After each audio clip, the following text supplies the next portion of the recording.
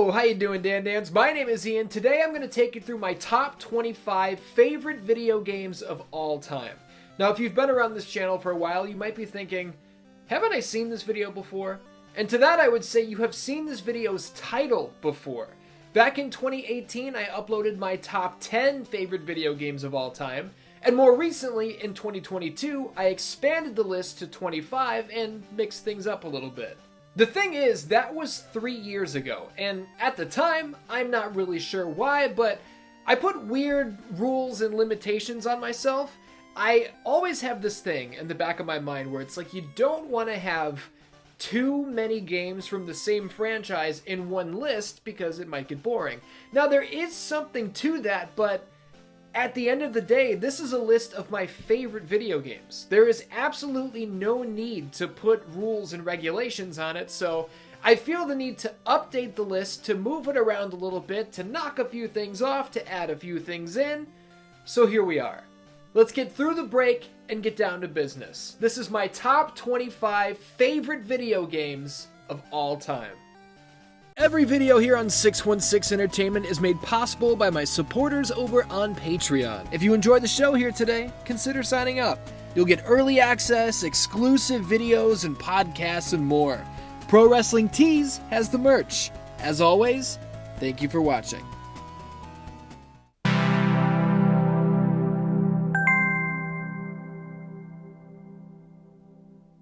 At number 25, we'll start off simple enough. It's Tetris. I am admittedly an extremely late bloomer to one of the most famous video games of all time. I was never good at Tetris. I had no idea that there were certain strategies to use in order to become a better player. I had no idea. I did not speak the language of Tetris, and I was not extremely interested in learning how to speak the language of Tetris.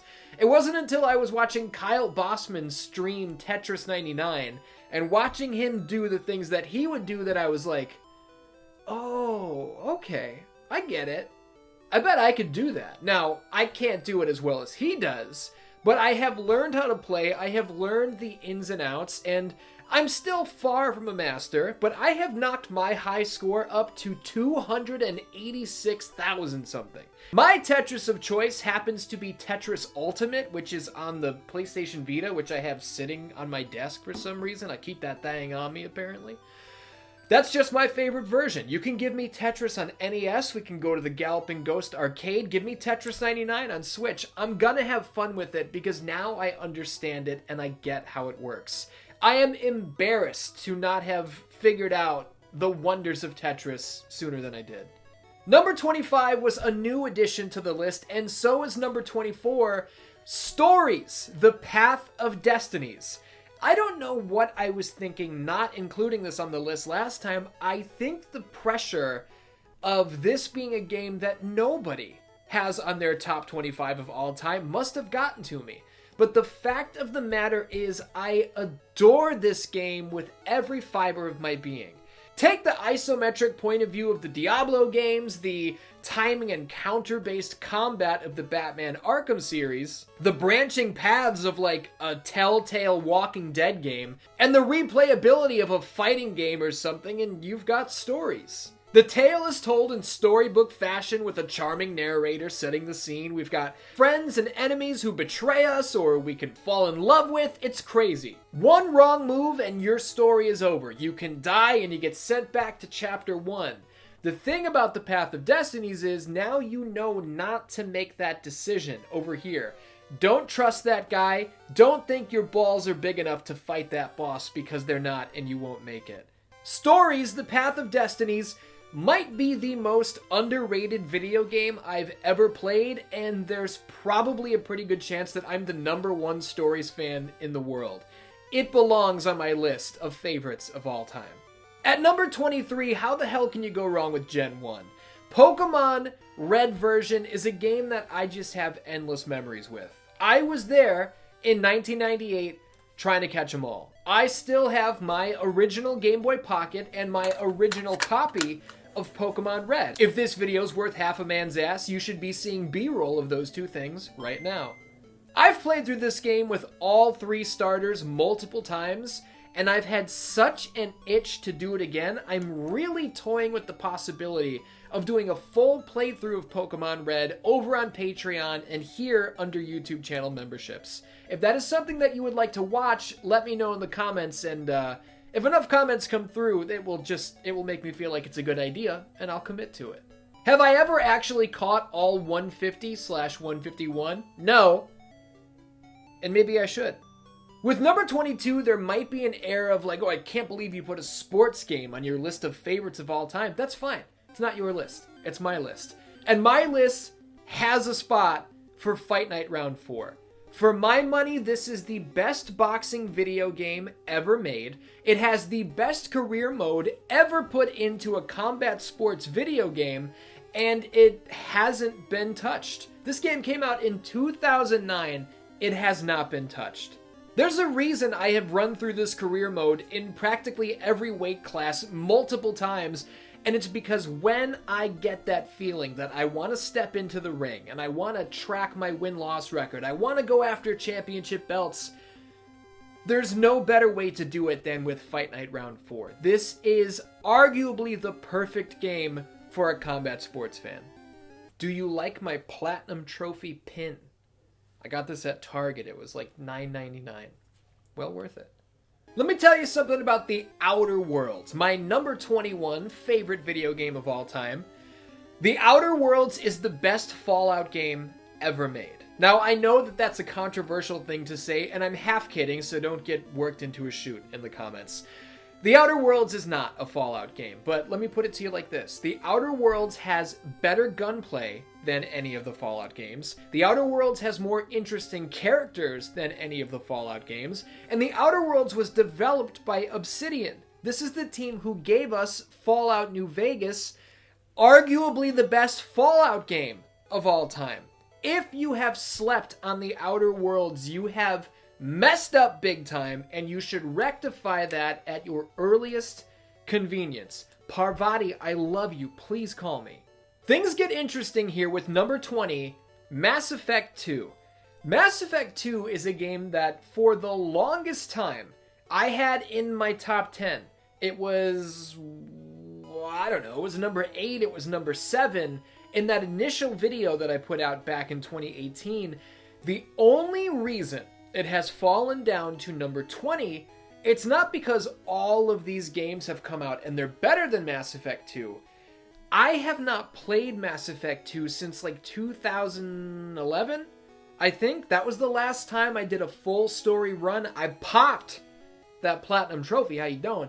That was not an easy one to get, and I'm really just due to play it again. Now, what's really interesting about my love for Mass Effect 2 is that I am a PlayStation guy. We PlayStation people, for the longest time, did not have the original Mass Effect. So when Mass Effect 2 came out, and there was that introductory section where you could basically quick fire make all of the big decisions from that first game that we didn't have, that was my only exposure to the original Mass Effect. And then fast forward a little bit, I did not play through Mass Effect 3. I got like 6 hours in and I was like, oh, all of my party members that I had these relationships with in Mass Effect 2, they're just going to make little cameos and they're gone. I don't actually get to work with them anymore. Get out of here, not interested. Here's the thing. I am so overdue for another run through Mass Effect 2, but I really want to play the first game. I still never have. Now, the original trilogy, with Mass Effect Andromeda, doesn't exist. The Mass Effect trilogy came to PlayStation long ago. I really want to play through all of them and then probably do a series of videos about it. Is that a series of retrospectives you would like to watch on this channel, the Mass Effect trilogy? Because I really want to do it. And I feel like when I come back to Mass Effect 2, I'm going to go, yeah, this should be higher on my list. And then in 3 years, I'll do this video again, and Mass Effect 2 will be back where it probably rightly belongs. Dude, Thane Krios, Miranda. You know, I'm trying to shoot something here. You're kind of interrupting a little bit. What's really funny is the last time I shot a top 25 favorite video games video, the one and only Patches Lugosi interrupted. This time, Panda Bear Karloff is crashing the scene.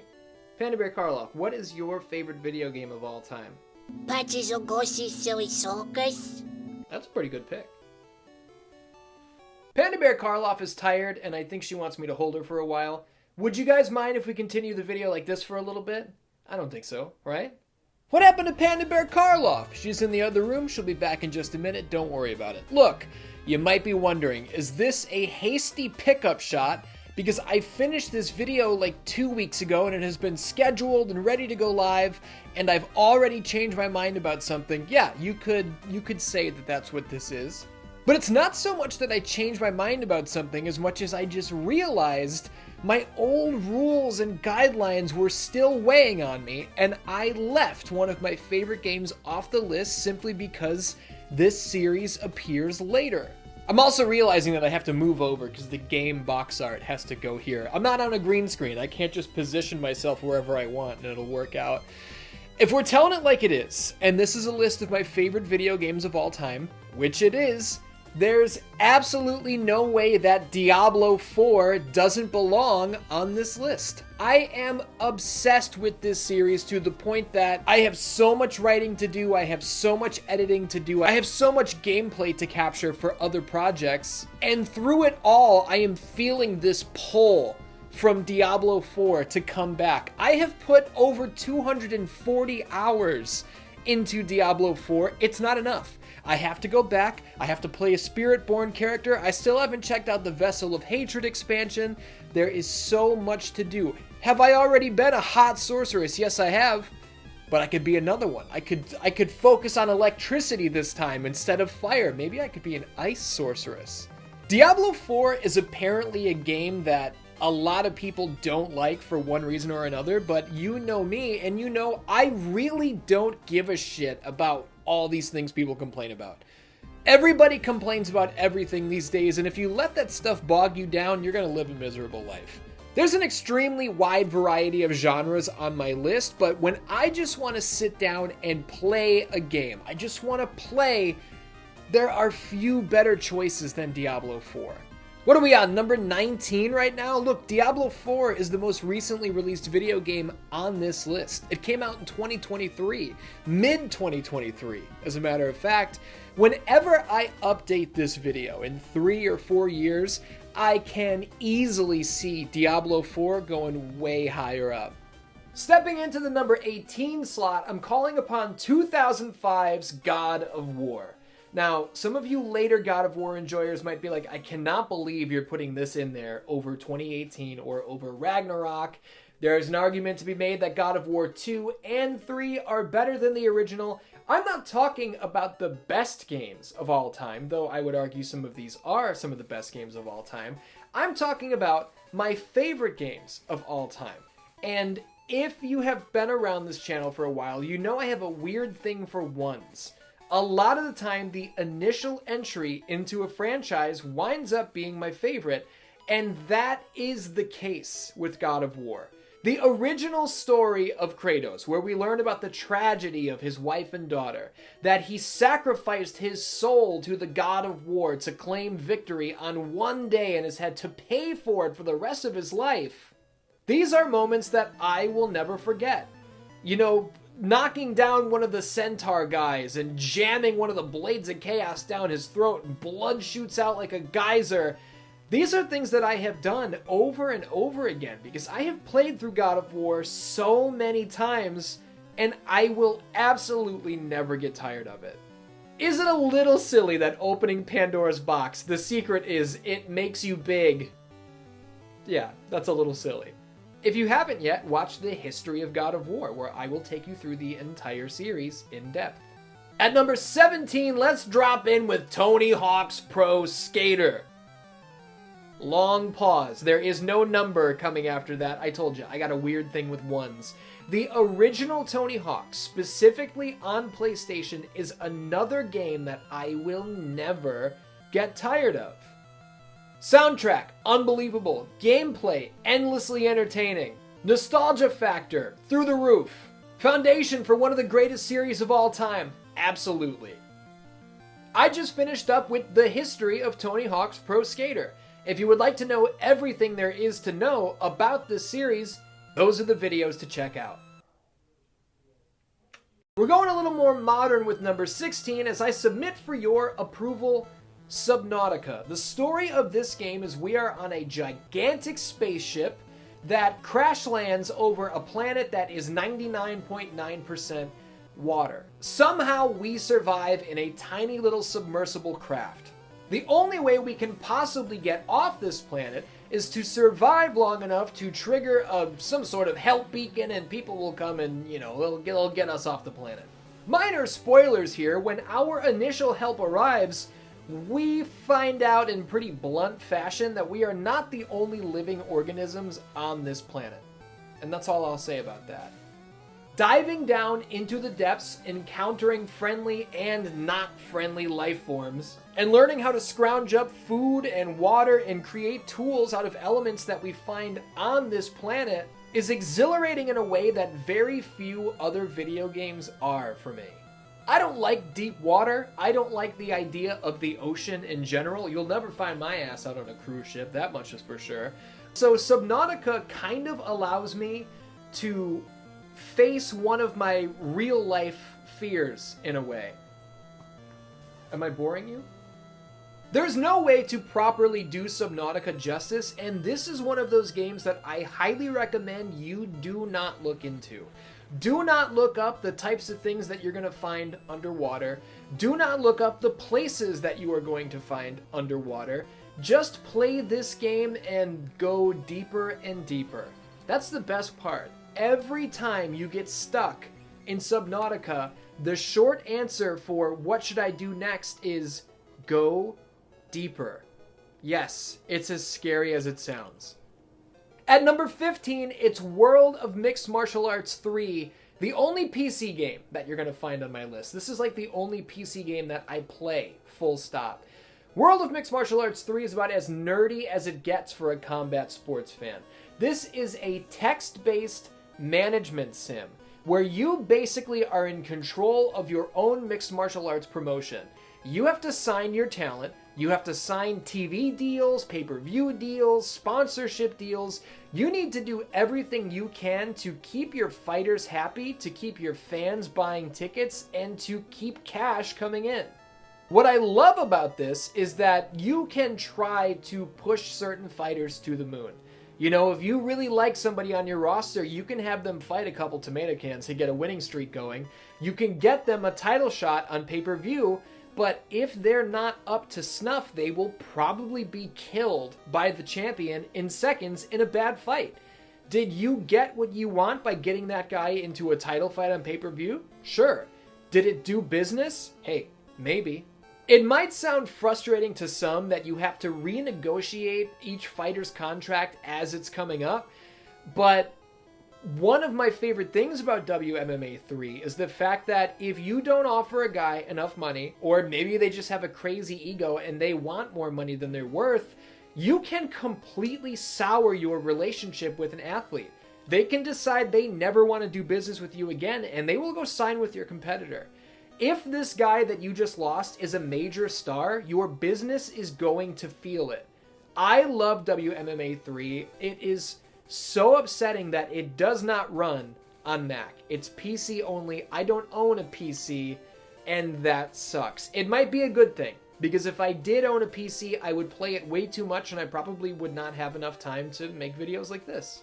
At number 14, this is another game that I should have included long ago, but I didn't because of that weird rule that I put on myself where you don't want to have too many games from the same franchise. It could get boring. Look, the fact of the matter is, this belongs here if we're just being realistic. Mortal Kombat from 1992, the original. Again, I got a thing with ones. I love the original Mortal Kombat. Now, do I love Mortal Kombat 9? Yes, I do. Do I love Mortal Kombat 2? Is Mortal Kombat 2 a better game than the original Mortal Kombat? Yes, it is. But Mortal Kombat 2 is really hard. You kind of have to cheese the AI to get through it at all. And I really, really love the fact that I can sit down and beat the original MK with any fighter on the roster in like 20 minutes or 25 minutes on a bad day. This is a game I've been playing for over 30 years. I have done it all. I have seen it all, and I have never even once in my life gotten tired of it. To not have this on my list of all-time favorites, I've been lying to myself for years. Trying to pick up the pace here, at number 13, it's I Am Setsuna from Tokyo RPG Factory. Few games will make you feel the way I Am Setsuna does. To label this soundtrack as sad would not be doing it justice. It's borderline painful, and this is just one guy on a piano the entire time. Each party member that you meet along the way has their own backstory, and as you go through their backstories and find out why they feel the pain that they feel, why they feel the need to fight alongside you the way that they do, oh man, I Am Setsuna is so good. Little personal story here, when dealing with a major loss, maybe some people would like to watch a lot of stand-up comedy. You know, maybe they'd like to watch Commando or Batman and Robin, you know, something that's just going to entertain them and take their mind off things. When my dad died in 2017, I listened to the I Am Setsuna soundtrack all the time, practically over and over, and there may have just been something about feeling it. There may have been something about the fact that what was being pumped into my ears was exactly what I was feeling right here, you know? That there was just, I don't know how to explain it, but it helped me through. Is that the experience you're gonna have? I hope not. I hope you don't play this game because somebody close to you died. But if you do, you might feel the same thing that I did. I Am Setsuna is so good, highly recommended. And you know what? Talking about the Vita again, because I have it right here, I Am Setsuna would have been a perfect Vita game, and it was. In Japan, it never got a US release. Does that suck? Yes, it does. Number 12, I got another Mortal Kombat for you, this time Shaolin Monks. I have said over and over again, when I'm talking about Mortal Kombat, what's your favorite? Is it MK9? Is it MK2? Ultimate Mortal Kombat 3? My favorite Mortal Kombat game is Mortal Kombat Shaolin Monks. That might be sacrilege to all the fighting game fans out there, but I'm not doing this for you. I'm doing it for me. These are my top 25 favorite video games of all time. Being able to control Liu Kang, Kung Lao, and once you unlock them, Scorpion and Sub-Zero, to traverse the environments that we know so well from Mortal Kombat 2 in fully 3D landscapes. Having Reptile bust through the wall on a snake that was like 300 feet long. Going to war with Scorpion in the Netherrealm, one-on-one. Shaolin Monks was a Mortal Kombat fan's dream. And I know that because I'm a Mortal Kombat fan and it was my dream. Okay? If you asked me, and maybe this is a video that I should do, sequels that I want the most, or remaster/remakes that I want the most, Mortal Kombat Shaolin Monks is at the tippy top of that list. Knowing that a sequel was in the works that starred Scorpion and Sub-Zero and we never got it is one of these moments. You know what I mean? Maybe I just got demonetized, maybe I didn't. YouTube's mad at me anyway. Shaolin Monks is one of my favorite video games ever. That's why it's on this list. At number 11, we've got a game that is reminiscent of number 20, which was Mass Effect 2. I'm bringing you The Witcher 3 Wild Hunt. This is a game that I had in my top 5 at one point, but it has been so long since I've come back to it that it has just moved its way down the list a little bit.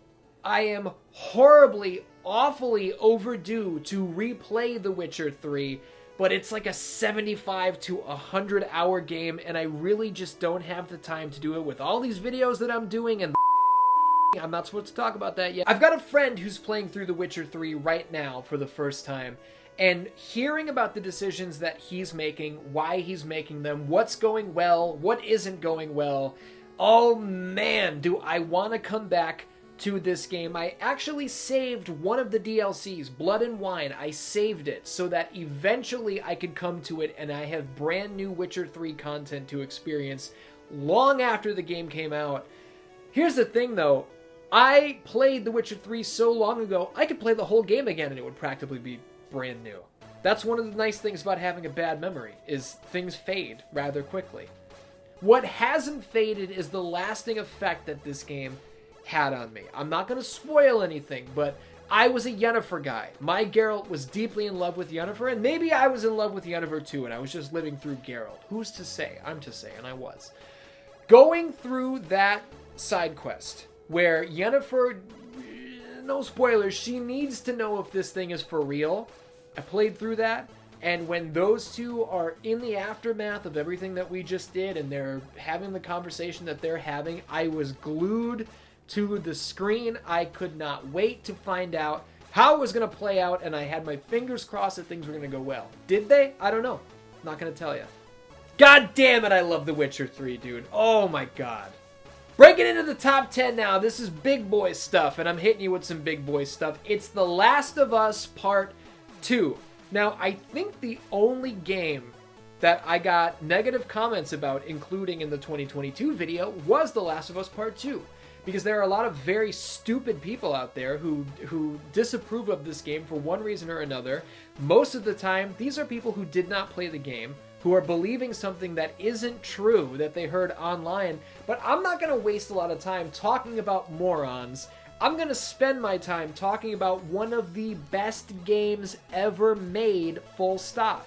I'm not saying that it should be your favorite game ever made, because your opinions are your own, but if you come to me and you try to tell me that this is not objectively beautiful, touching, painful, violent, gripping, intense, I know off the bat that you don't know what you're talking about. And I'm pretty sure that comment just ruffled some feathers into that, I say, tough shit. I'm going to be very careful about the way I say this, because I don't want to ruin any big moments for you. If there's some possible way you don't know about these things, I don't want to be the guy who spoiled it, okay? The way The Last of Us Part 2 makes you hate a character for a very specific thing that they did. They continue to pull at those threads of hatred through the entire first half of the game. All you want to do is get revenge on this person for what they did, not only to another character, but you feel like it's something they did to you, okay? The way that they boil your blood, and then at the halfway mark, they rip the rug out from underneath you, and they put you in that character's shoes, and through the entire second half of the game, you not only start to understand why they did that thing that they did, but you get it, and you don't want revenge anymore. You want these two separate people to just go their separate ways. You don't want either one of them to feel one more ounce of pain. You want their hatred to be washed away. That is masterful stuff. That is absolutely high. Listen, man. You come to me and you tell me you don't like The Last of Us Part 2, I know who I'm dealing with. This is a game I've only played once in my entire life. Same deal with the original. And there's a very real possibility that The Last of Us Part 2 should not be number 10. It should be number 5, something like that. But the fact of the matter is, I got through these stories and it's almost difficult to come back to. The end of this game made me bawl like a baby. I am not exaggerating in the slightest. Now, did some of it kind of did it drum up feelings that I was dealing with in real life? Yes, it did. But also, just the story itself I couldn't contain myself. And another personal story here. I remember talking to my brother on the phone. And I'm telling him, dude, you gotta play The Last of Us Part 2. Now, he was like, I don't have time, just spoil it. I didn't want to, but he was telling me he's never gonna play it, just tell him the story. And I was like, you know what? I don't think that I could without crying. And he was like, don't be a bitch. So I'm going through the major story beats, and I get to a very specific part at the end, and I'm talking to him, and then it's just silence on the line. And he's like, did I lose you? And he didn't lose me. It was me trying not to cry while I was talking about it. Powerful stuff. Powerful stuff. I really value the fun and addictive nature of something like Tetris. But I also really value and respect something as powerful as The Last of Us Part 2. And you want to talk about powerful, I got more powerful for you at number 9 on my list with Red Dead Redemption 2. Listen, when I say we've been eating well over these past couple years, Red Dead Redemption 2, 2018, The Last of Us Part 2, 2020, things have been good. If you are into video games, things have been pretty good, alright? Red Dead Redemption 2 is a game that I most recently covered in a video called Games I Was Wrong About. And the story that I told was that the opening couple hours of this game, I didn't just not jive with it, it got to the point where I hated it. And I was wondering when this game was going to get out of my way and when it was just going to let me play it. You've got this massive world here, can you just let me explore it? And what I found was that the world had been open for exploration the whole time. And it took me stumbling upon, like a madman in the water, like screaming to the heavens. I helped that guy, and then I got back on my horse and I was like, nobody told me to come over here. You know, this was not a dot on the map. This stuff is happening all over the place. And if I get out of my own way, all of this is here. And it was a Tim and Eric head explosion universe moment where the game had been there the whole time.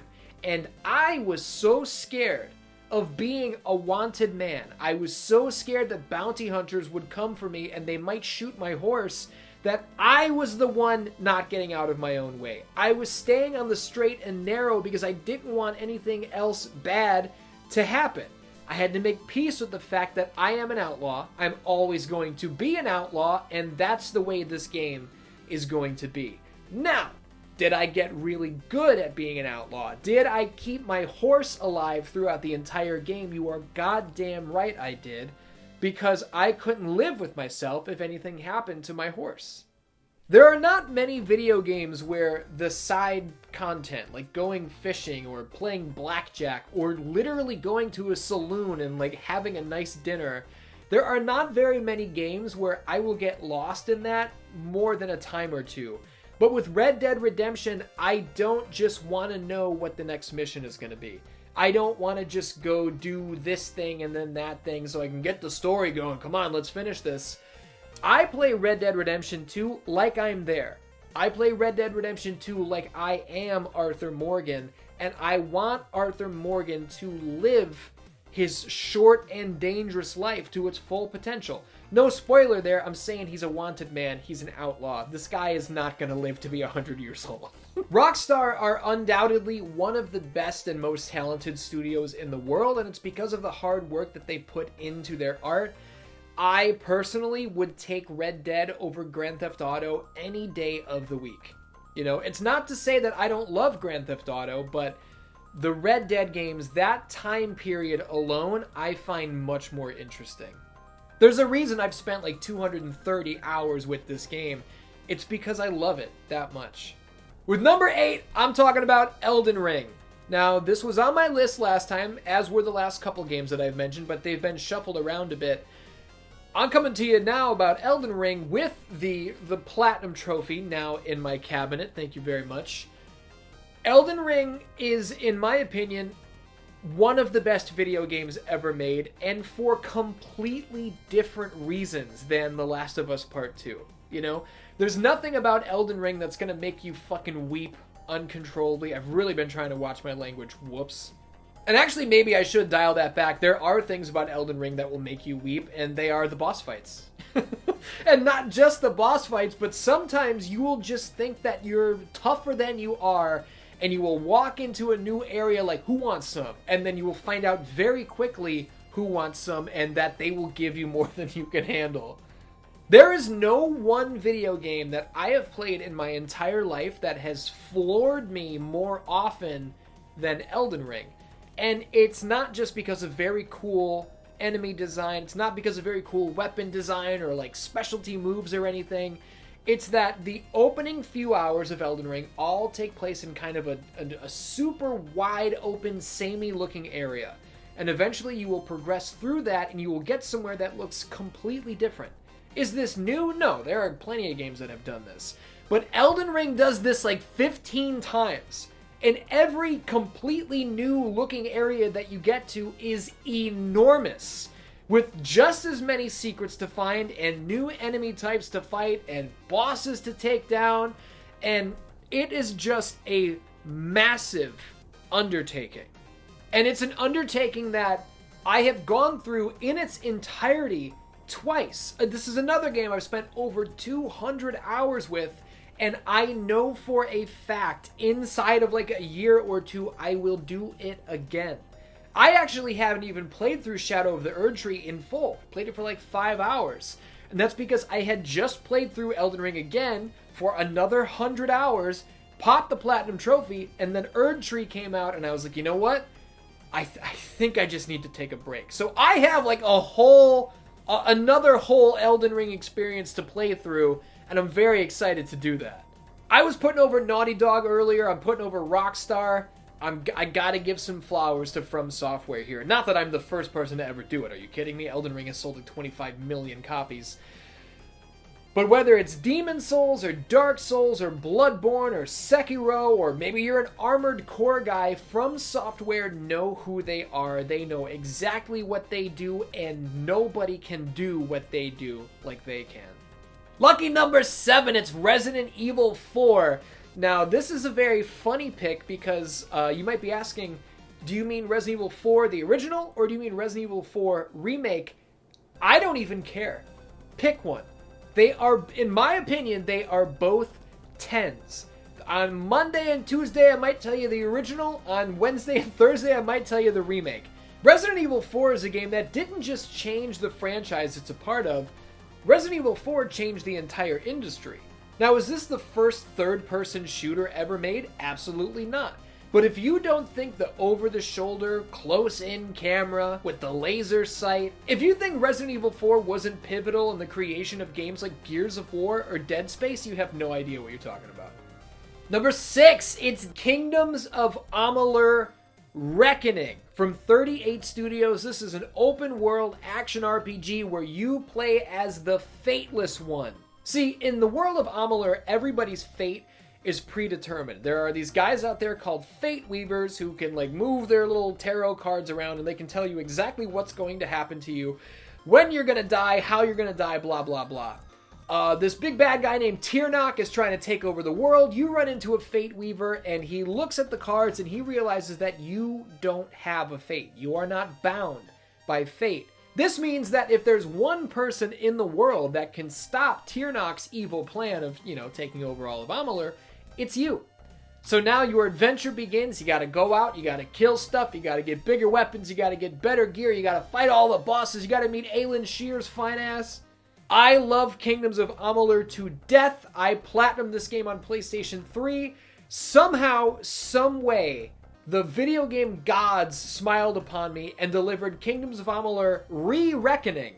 I popped that Platski on my birthday. That is how I rang in my birthday that year, by getting the platinum in one of my favorite games of all time. Kingdoms of Amalur getting a remaster at all is one of those things that really just, shouldn't have happened. It's one of those things that any day now I could wake up and find out that that was a dream. That didn't actually happen. The studio who made this game went out of business. They are long gone. They're dead. This is the only thing that they ever made. For the rights to this one-off RPG to get picked up by another publisher who put in the effort to remaster it and re-release it, this is one of those things that's like, there is a video game god who loves me, and they did this just for me. I have been singing the praises of Kingdoms of Amalur to anybody who will listen to me talk about it for years and years and years. And again, like I said about the Outer Worlds earlier, if you've never played Amalur, do yourself a favor. This game is cheap all the time now. Dive in. It's so good. Number 5, top 5 ski time, Diablo 3. Diablo 3 is the first Diablo game I ever played. It's the first action RPG of its kind that I ever played.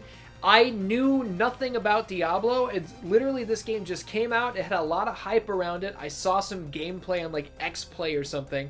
And I think I specifically heard Kevin Pereira tell Olivia Munn, like, oh, I'm tired today because I stayed up all night with my like level 40 wizard casting lightning. I don't know what the hell he was talking about, but whatever he said, I was like, I think I want to do that.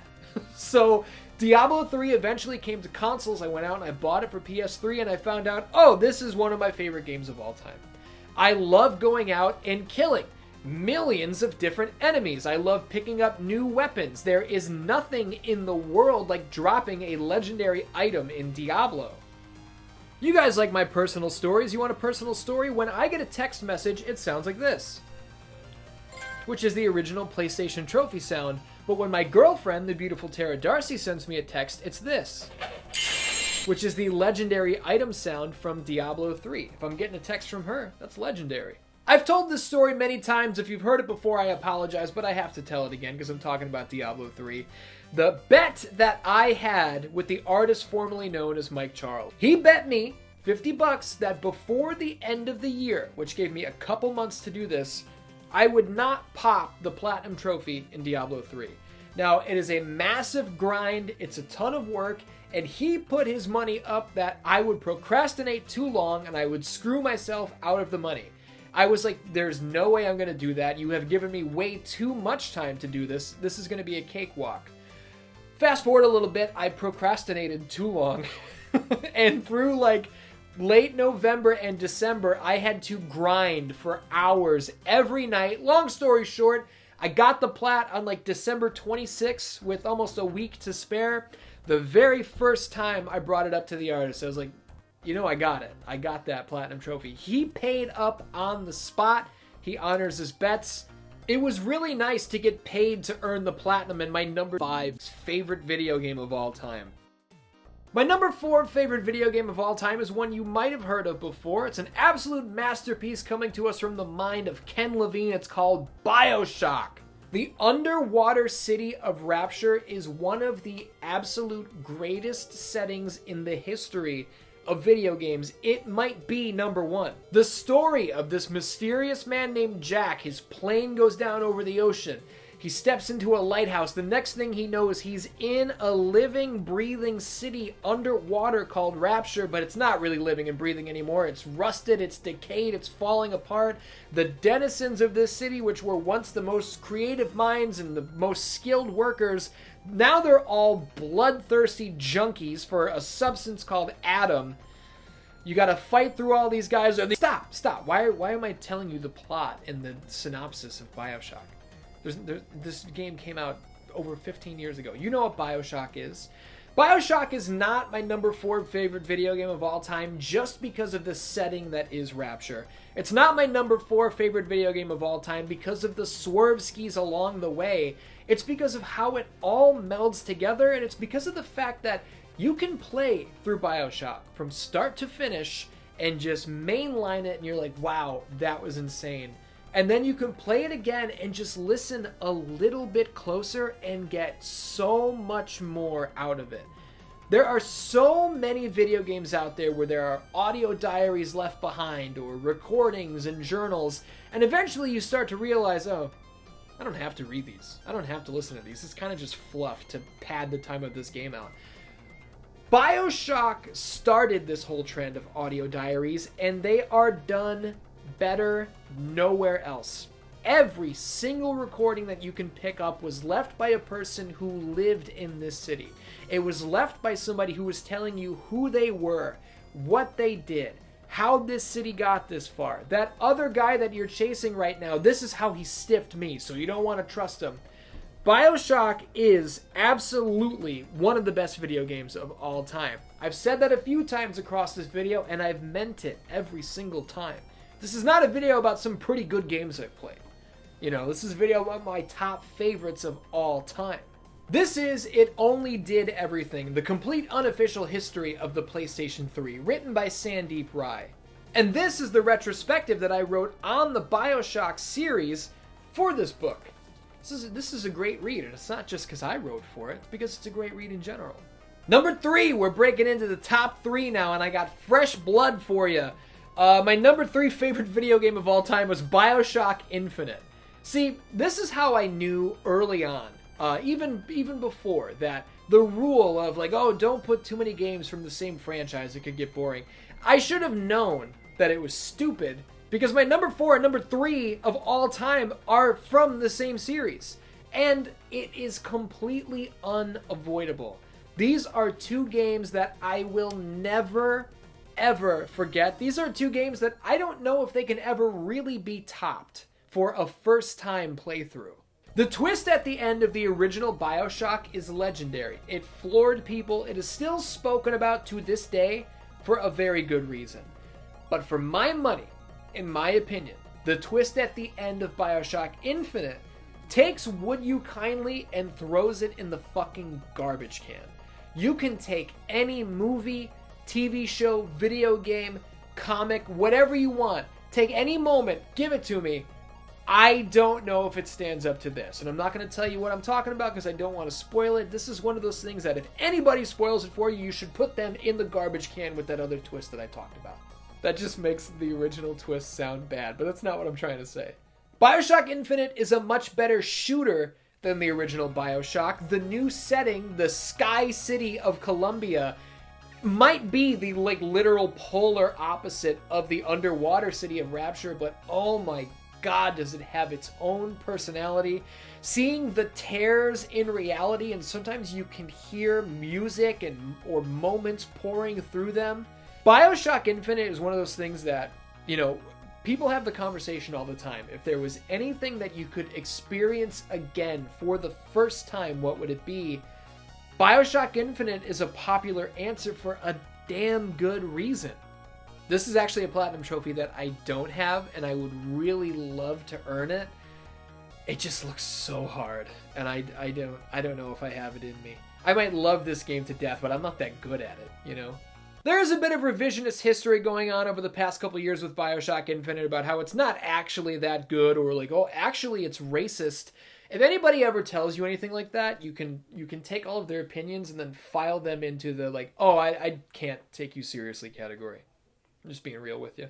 Number 2, runner-up, favorite game of all time, Uncharted Drake's Fortune. Again, I've got a thing for ones. Is Uncharted Drake's Fortune the best Uncharted game? Probably not. Uncharted 2 might be better. Uncharted 3 is definitely better. I'm not a big fan of Uncharted 4, to be honest with you. That might be controversial. But Drake's Fortune, Uncharted 1, this is where we met Nathan Drake. This is where we met Elena. This is where we met Sully. This is where it all started.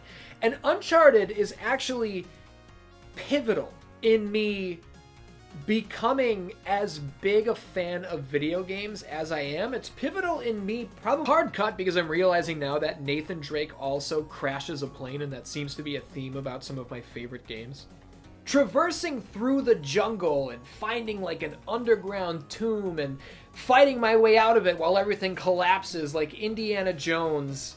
The will they, won't they relationship of Elena and Nathan Drake. The father-son sort of relationship with Sully and Drake. The massive gameplay switch at the end that totally changes up everything that you've known about the entire experience thus far. I knew when I played Uncharted that this was something special, and I knew that I could not miss things like this. I could not miss moments like this. I could not miss experiences like this. I'm realizing in the moment that watching the relationships between these characters play out totally changed the way that I experienced this entire medium. That's setting in as I'm talking about this. I should really do an in-depth retrospective about the Uncharted games. And at number 1, my favorite video game of all time, Resident Evil. Another long pause, there's no number. You want a number? Resident Evil 1, the first one. Specifically for me, Resident Evil Director's Cut from 1997, because that's the one I grew up with. That's the one that Bathroom Money Tim Ewers had for his PS1, and I would go over there, and it felt like every day we would start playing through that game again. And when I say we, I usually mean Tim would play through it again. Eventually he got the strategy guide, so we could just bust through all of the puzzles instead of being stupid 6 and 7-year-old kids going oh, I don't know how this works. In hindsight, they were very easy. They were cut and dry. It was spelled out for us, but we were children who were far too young to be playing this game, and it seemed like rocket science to us. Eventually, I get a PS1, I get Resident Evil, and I get my hands on the controller, and I'm like, oh my god, this is this is even better than watching it play out. It's no longer like a movie. It's, I am Jill Valentine's fine ass. I am Chris Redfield's muscular ass. You know what I'm saying? I never played as Chris. I don't know why I said that.